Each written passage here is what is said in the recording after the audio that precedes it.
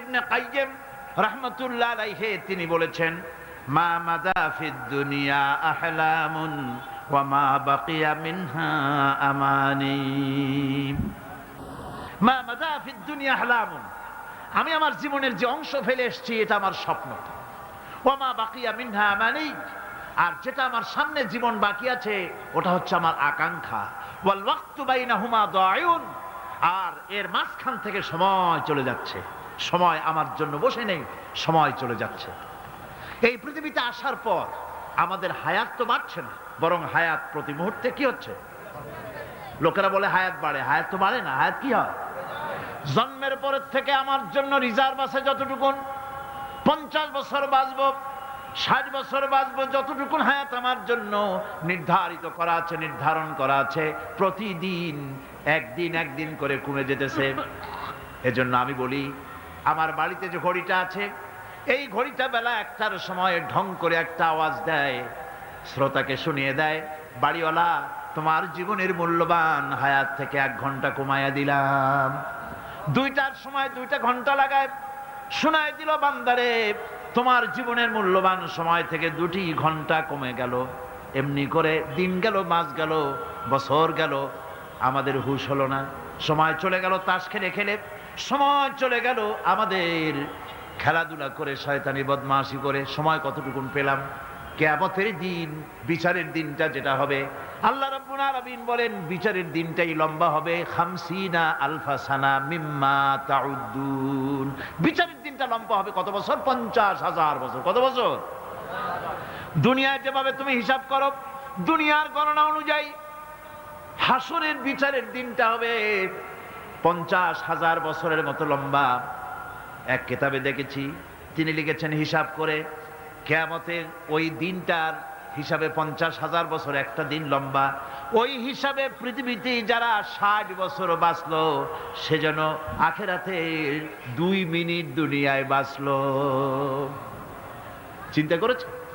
মাত্র 2 মিনিট। 60 বছর যারা হায়াত পেল, 2 মিনিট বাঁচলো। এই 2 মিনিটের জন্য কত হাঙ্গামা, কত মারধর, কত সন্ত্রাস, ক্ষমতার জন্য লড়াই, হ্যান করেঙ্গে ত্যান করেঙ্গে, লাঠি কে আন্দার মুগুর ভরেঙ্গে, শক্তির ঠেলায় অস্থির। আমার বন্ধুগণ, সময় চলে যাচ্ছে স্রোতের মতো করে, কারোর জন্য সময় অপেক্ষা করতেছে না। আমাদের মৃত্যু প্রতি মুহূর্তে কাছে চলে আসতেছে। এই জন্য শায়ের বলেছেন, আগাহ আপনি মৌত সে কোই বশর নেহি, আগাহ আপনি মৌত সে कोई बशर नहीं, सामा सो बरस के हैं पल की खबर नहीं। মৃত্যু সম্পর্কে আমাদের কারো জানা নাই, যে কোনো মুহূর্তে মৃত্যু আমাদের কাছে এসে যেতে পারে। মৃত্যু সম্পর্কে কিছুই জানা নাই, অথচ প্রতি মুহূর্তে আমরা মৃত্যুর দিকে এগিয়ে চলছি। প্রতি মুহূর্তে অতীত হয়ে যাচ্ছে। এই যে আমি মাহফিলে বসছিলাম প্রথম এসে, ওইটা কি এখনো বর্তমান আছে? এই যে বর্তমান কথা বলছি, এটা অতীত হয়ে যাচ্ছে। সুতরাং বর্তমান কাল নাই। আল্লাহ পাক অল আসরের, সময়ের কসম করে বলছেন, যদি আমরা চিন্তা ভাবনা করি তাহলে আমরা লক্ষ্য করব আমাদের আসল মূলধন সময়। আসল মূলধন কি? জীবনের আসল মূলধন কি? সময়। ইমাম রাজি রহমতুল্লাহ আলাইহি এই পর্যায়ে এক বুজুর্গের ব্যক্তির কথা তিনি আলোচনা করেছেন। তিনি বলেছেন যে একটা লোক, তিনি সূরা আল আসর এর ব্যাখ্যা তিনি বুঝতেছিলেন না। ব্যাখ্যাটা কি? এই মাথার মধ্যে ঘুরপাক খাচ্ছিল এর ব্যাখ্যা কি? একবার তিনি বাজারে ঢুকলেন, তারপরে তিনি শুনতে পেলেন বাজারের এক প্রান্ত থেকে একজন চিল্লায় বলতেছে, সেই ব্যক্তির উপরে রহম করো যার পুঁজি গলে যায়, সেই ব্যক্তির উপরে রহম করো যার পুঁজি গলে যায়। উনি চিন্তা করলেন পুঁজি এবার গলে কেমনে? উনি দৌড়ে গেলেন, যায় দেখেন যে ব্যাটা চিল্লাচ্ছে সে হচ্ছে বরফ বিক্রেতা। কি বিক্রেতা? বরফ, বরফ, আইস। এখন এই বরফ বিক্রেতা সে চিল্লায় বলতেছে, সেই ব্যক্তির পরে রহম করো যার পুঁজি কি গলে যায়। সূর্যের তাপ বাড়তেছে আর বরফ গলে যাচ্ছে। সে বুঝাতে চাচ্ছে যে আমার এই বরফটা জমাট থাকা অবস্থায় তোমরা কেউ কেনো, যেহেতু আমার পুঁজি তো এর মধ্যে আমি ইনভেস্ট করেছি। এটা যদি পানি হয়ে যায় তো পানি তো কেউ কিনবে না, এটা তো যেখানে সেখানে পাওয়া যায়। বরফ পাওয়া যায় না বলেই তো আমি বরফ কিনে আনছি। তোমরা আমার প্রতি দয়া করো, তাড়াতাড়ি করে বরফটা কিনে নিয়ে যাও। ইমাম রাজি রহমতুল্লাহ আলাইহি বলেন, বুজুর্গ ব্যক্তি চিৎকার মেরে বললেন, আল্লাহু আকবার, আমি কিন্তু এই বরফ বিক্রেতার ঘোষণার মধ্য দিয়ে সূরা ওয়াল আসরের তাফসীর আমি বুঝে ফেলেছি। তার মানে হলো, বরফ বিক্রেতা যেভাবে বলতেছে, সেই ব্যক্তির উপরে রহম করো যার পুঁজি গলে যায়। আমারও তো একটা পুঁজি আছে, ওই পুঁজির নাম হায়াত। প্রতি মুহূর্তে আমার পুঁজি তো গলে যেতেছে। আমার দেশের সমস্ত বিশ্ববিদ্যালয়ের মনোগ্রামে লেখা ছিল, ইকরা বিসমি রাব্বিকাল্লাযী খালাক রব্বি জিদনি ইলমা। আপনারা তখন বিশ্ববিদ্যালয়ের মনোগ্রামগুলি থেকে আল্লাহর কোরআনের এই আয়াতগুলিকে মুছে ফেলে দিয়েছিলেন। আমি কি অসত্য বলছি? সলিমুল্লাহ মুসলিম হল, এই নামের মধ্য থেকে মুসলিম শব্দ আপনারা বাদ দিয়েছিলেন। নজরুল ইসলাম কলেজের নজরুল ইসলাম কলেজ, যেহেতু নামের মধ্যে ইসলাম আছে, ওটাও সইতে পারেন নাই, ইসলাম আপনারা বাদ দিয়েছিলেন। এ কথাগুলি আমি যা বললাম, একটি অক্ষর যদি মিথ্যে হয়, কিয়ামতে আল্লাহর কাছে আসামির কাঠগড়ায় আমাকে দাঁড়াতে হবে। প্রিয় ভাই সব, আবারও বলি, আল্লাহর শপথ, আমরা আপনাদের দুশমন নই, আপনারা আমাদের ভাই। আমরা আপনাদেরকে ফিরাতে চাই অন্যায় রাস্তা থেকে। আল্লাহ পাক কোরআনে কারীমের মধ্যে বলেছেন, আফাতুমিনুনা বিবাদিল কিতাব ওয়া তাকফুরুনা বিবাদ। তোমরা কি কোরআনের কিছু কথাকে বিশ্বাস স্বীকার করবে, কিছু কথাকে মানবে, আর কিছুকে করবে অস্বীকার?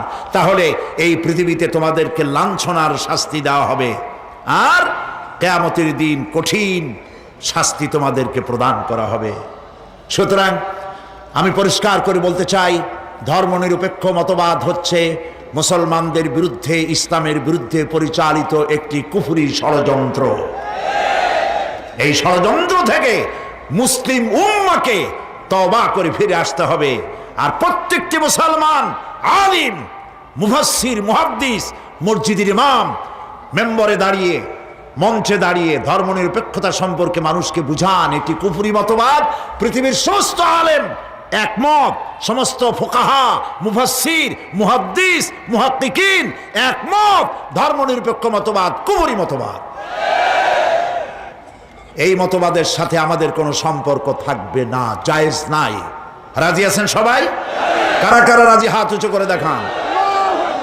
আলহামদুলিল্লাহ। মুসলমানেরা যেখানে বেশি, পরধর্মর লোকেরা সেখানে সব থেকে বেশি নিরাপদ। আমার এই বাংলাদেশে কোনো সাম্প্রদায়িক দাঙ্গা কোনো কালেও হয় নাই, আলহামদুলিল্লাহ বলেন। হয়েছে কখনো? হবেও না, কারণ আমরা মুসলমান। আমরা কি? আল্লাহর নবী বলেছেন, সংখ্যাগরিষ্ঠ মুসলিম এলাকায় যারা সংখ্যালঘু হবে তারা হলো আমানত। যদি তাদের উপরে জুলুম হয়, তাহলে কিয়ামতের দিন আমি নবী মুহাম্মদ রাসূলুল্লাহ সাল্লাল্লাহু আলাইহি ওয়াসাল্লাম সংখ্যালঘুদের পক্ষ সমর্থন করে সংখ্যাগরিষ্ঠ মুসলমানদের বিরুদ্ধে আল্লাহর দরবারে মামলা দায়ের করব। পৃথিবীর মুসলমানেরাই সব থেকে পরধর্ম সহিষ্ণু জাত। সুতরাং আপনি মুসলমান, ধর্মনিরপেক্ষ মতবাদের কোনো প্রয়োজন নাই। ইসলাম মানুন, ইসলামের সব আছে। ইসলামের সাথে লেজুর লাগাবার কোনো দরকার নাই। এই অধিকার আপনারে কে দিল? আবার এবার নতুন করে লাগাইছে ধর্মনিরপেক্ষতাবাদ, সাথে আবার অসাম্প্রদায়িক। ক্যান্সার রোগীর মুখে মেকআপ পরাইয়া কোনো লাভ নাই।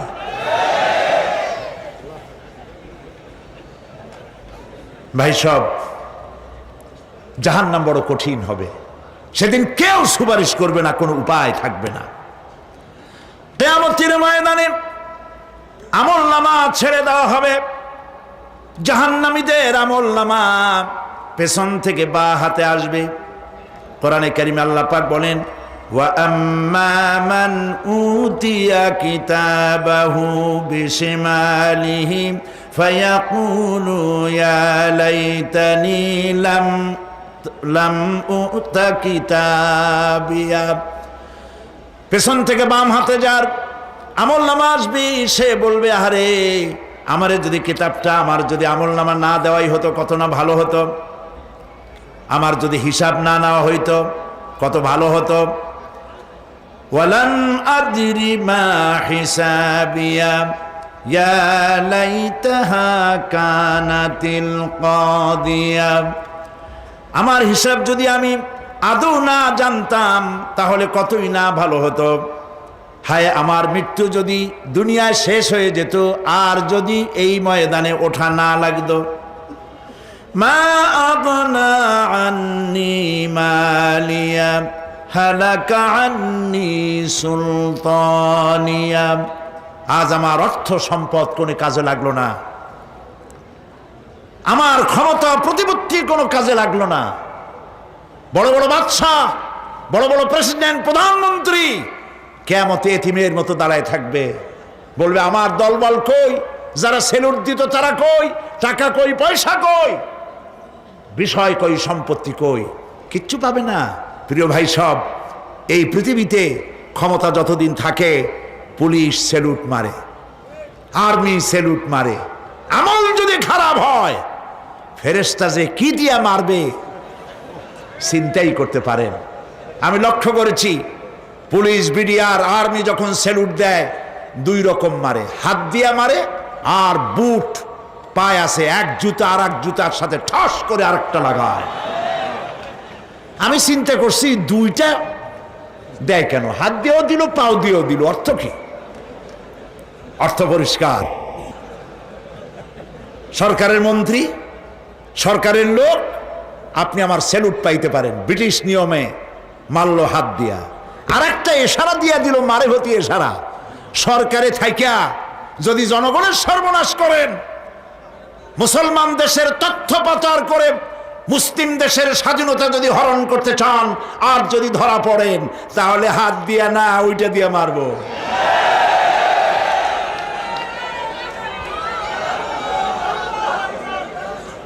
মানুষ কিয়ামতের ময়দানে রাজা বাদশাহ সব হয়রান হয়ে যাবে। জাহান্নামীদেরকে, কাফেরদেরকে, কাফেররা উপস্থিত হবে। কোরআনে কারীম আমলনামা বাম হাতে, বেঈমানদের বাম হাতে আমলনামা দিয়ে আল্লাহ পাক বলবেন খুযুহু ফাগুল্লুহু সুম্মাল জাহিমা সাল্লুহু সুম্মা সিলসিলাতি যারউহা সাবউনা যিরাআন ফাসলুকুহু। আল্লাহ পাক বলেন পাকড়াও করো, কে ধরো, খুযুহু ধরো, ফাগুল্লুহু ওর গলায় বেড়ি লাগাও, সুম্মাল জাহিমা সাল্লুহু এরপর জাহান্নামে নিক্ষেপ করো, সুম্মা সিলসিলাতিন যারউহা সাবউনা যিরাআন ফাসলুকুহু 70 গজ লম্বা শিকল দিয়া বাঁধো, জাহান্নামে নিক্ষেপ করো। এই জাহান্নামে ওই সব কাফিরদের জন্য হবে। এই আযাব আল্লাহ পাক কেন দিবেন কারণ সম্পর্কে আল্লাহ পাক বলেন ইন্নাহু কানা লা ইউমিনু বিল্লাহিল আযীম ওয়া লা ইয়াহুদ্দু আলা তুআমিল মিসকিন। কারণ হলো এরা আল্লাহ পাকের উপরে বিশ্বাস স্থাপন করত না। জাহান্নামে যাওয়ার জন্য আরো দুইটা কারণ রয়েছে, তার একটি এখানে বলেছি, দুটি কারণ এখানে আছে, আর একটা কারণ আর এক জায়গায় আছে। আল্লাহ পাক বলেছেন জাহান্নামীদেরকে প্রশ্ন করা হবে ইয়াতাসাআলুনা আনিল মুজরিমিন মা সালাকাকুম ফি সাকার। জাহান্নামীদেরকে প্রশ্ন করা হবে কেন জাহান্নামে এসেছো? তারা বলবে ক্বালু লাম নাকু মিনাল মুসাল্লিনা ওয়া লাম নাকু নুতঈমুল মিসকিন। আমরা নামাজ আদায় করি নাই, নামাজ পড়ি নাই, আর মিসকিনদেরকে খেতে দেই নাই। মারাত্মক কারণ হবে জাহান্নামে যাওয়ার এগুলি। প্রিয় ভাই সব, এরপরে কিয়ামতের দিন আমলনামা দিয়ে দেওয়ার পর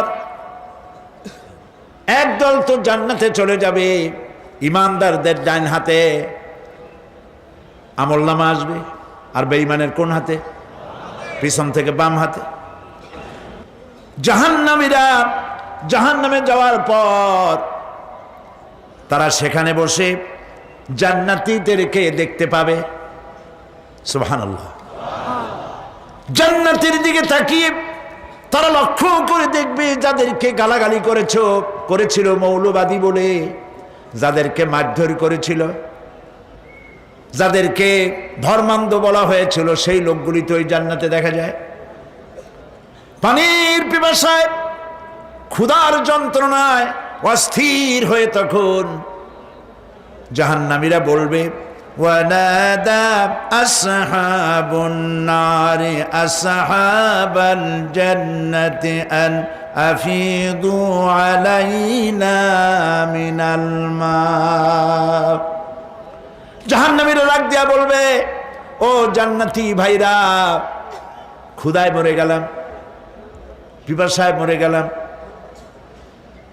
তোমরা যে পানি পান করো জান্নাতের ভিতরে, একটু পানি আমাদের দিকে ঢেলে দাও। আও মিম্মা রাযাকাকুমুল্লাহ, একটু পানি দাও, অথবা আল্লাহ পাক তোমাদেরকে যে রিজিক দান করেছে একটু খাদ্য আমাদের দিকে নিক্ষেপ করে দাও, একটু খাইয়া বাসি। আল্লাহ রাব্বুল আলামিন বলেন, জান্নাতি লোকেরা তখন বলবে, ক্বালু ইন্নাল্লাহা হাররামাহুমা আলাল কাফিরিন।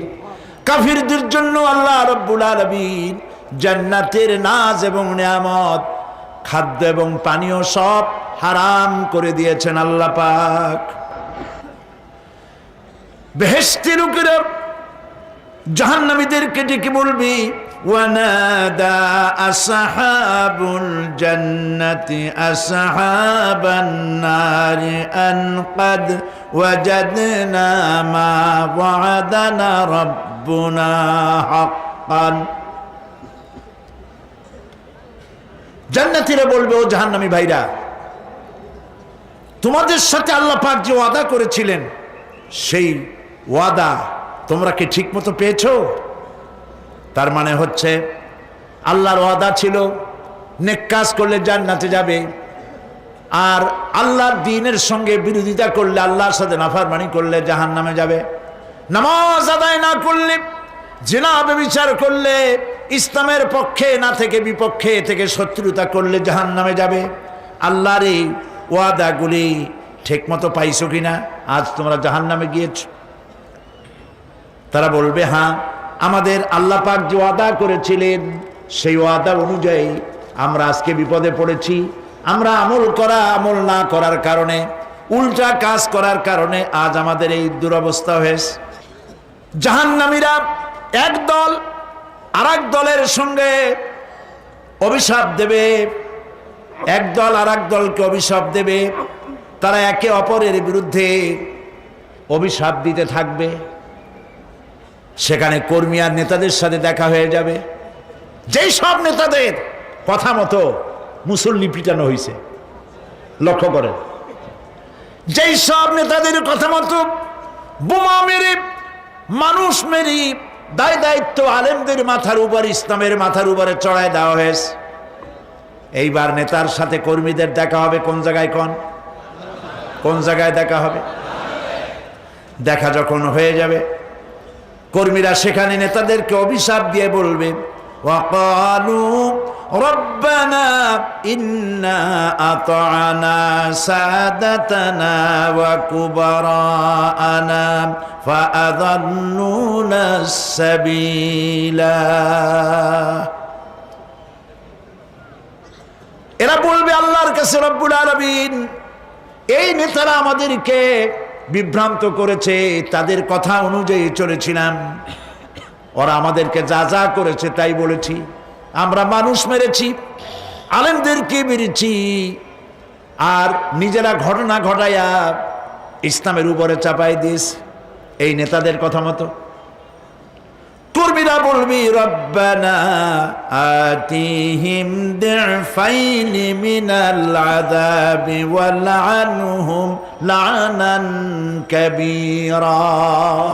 হায় আল্লাহ, আজকে আমরা যে শাস্তি পাচ্ছি এর থেকে ডবল শাস্তি আমাদের নেতাদেরকে দাও। নেতাগুলো আসে লম্বা লম্বা বক্তৃতা করে যায়। কোন নেতা বলে আমার কর্মীরা খবরদার নামাজ ছেড়ো না বাবারা, নামাজ পড়ো, কোরআন শরীফ পড়ো, হাদিস শরীফ পড়ো, ইসলাম অনুযায়ী চলো। বলে বলে বলে না, বলবে না। এই বললে তো খুব খারাপ, মৌলবাদী মৌলবাদী হয়ে যাবে, স্বাধীনতা বিরোধী। ইসলামের কথা বলছে, মুখে দাড়ি। নাউজুবিল্লাহ, বলে নাউজুবিল্লাহ।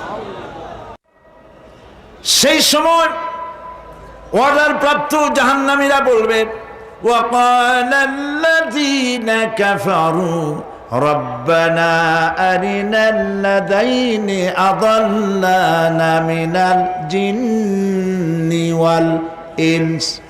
কাফেররা তারা বলবে, আয় আল্লাহ, কে আমাদেরকে গোমরাহ করেছিল, তোমার দ্বীনের রাস্তা থেকে কারা সরায় দিয়েছিল, জেনেদের মধ্যে মানুষের মধ্যে একটু দেখায় দাও। আরেনাল লাদাইনে আদাল্লানা, গোমরাহ করেছিল কারা, একটু দেখায় দাও।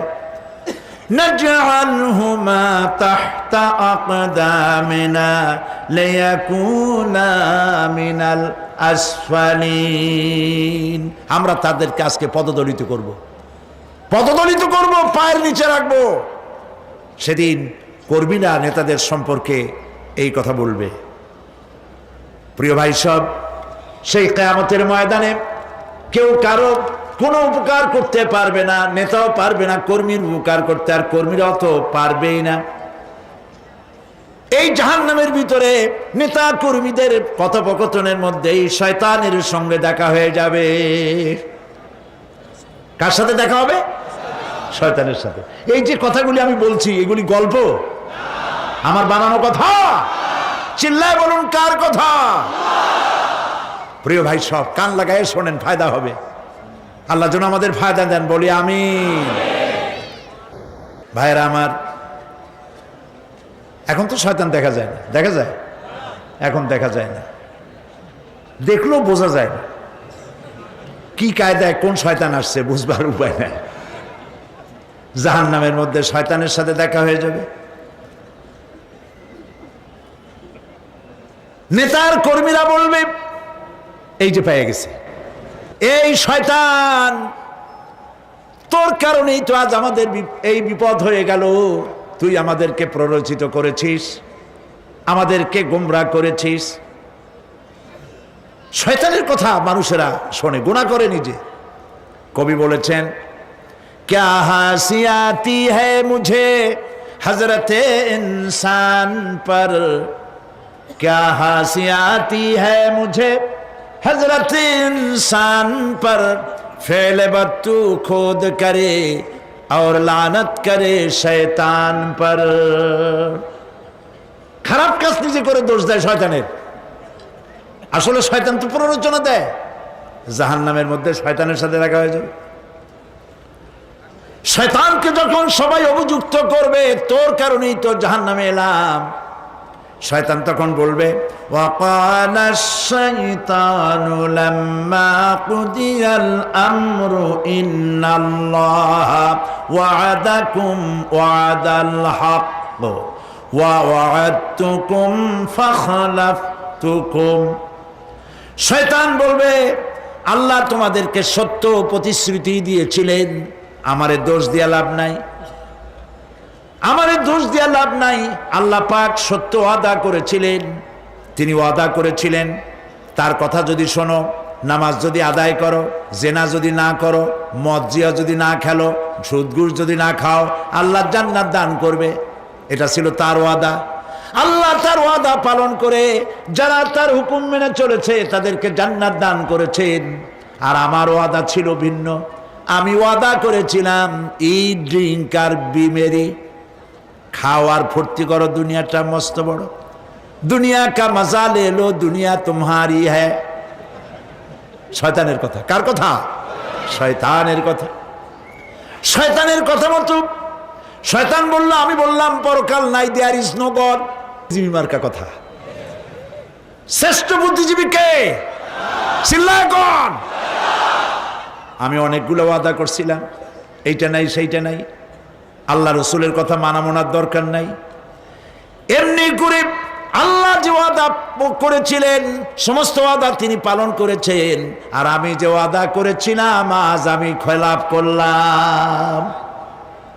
এমন জায়গায় বলবে যে এইটারে শোধ করার, এটা সংশোধন করার আর কোন উপায় নাই।